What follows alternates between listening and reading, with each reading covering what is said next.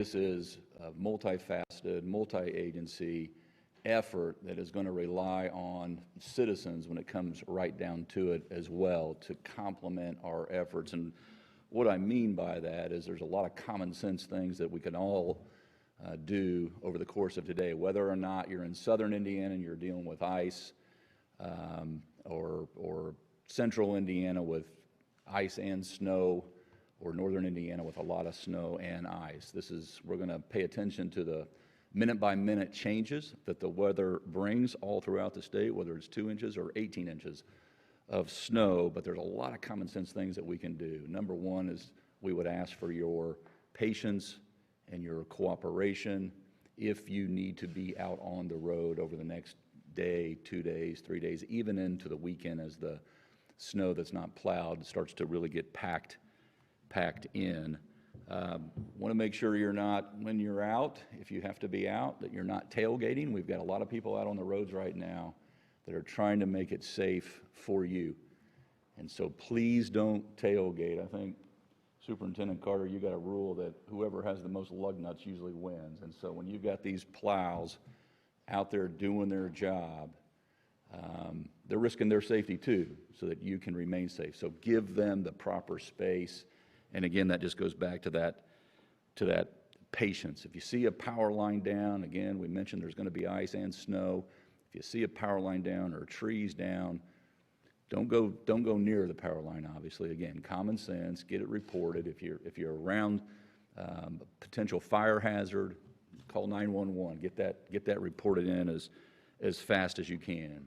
Don't bring generators inside if you're hunkered down and you're waiting out the storm. Don't bring those generators inside. Make sure they're outside, or those can compound our immediate problems.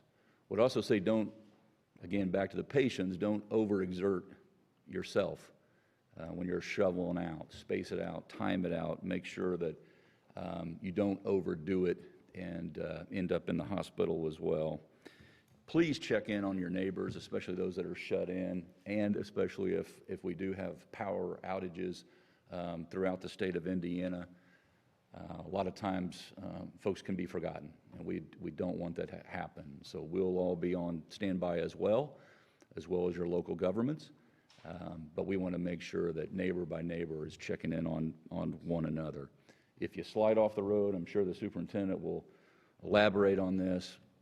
Don't get out and wander around. Don't try to solve your problem immediately. Call in. There will be a first responder who will show up, and we are pre-positioned. You'll hear from our Homeland Security Director. You'll hear from our superintendent, and you'll hear from our commissioner of the Indiana Department of Transportation here in just a few seconds. I would also ask you to pay special and close attention to your local media outlets. They're going to have the latest up-to-date information on what is occurring in your community. So pay attention to those updates, especially over the next 2, 3, 4 days, again, into the weekend as this severe weather passes through our state and our response efforts.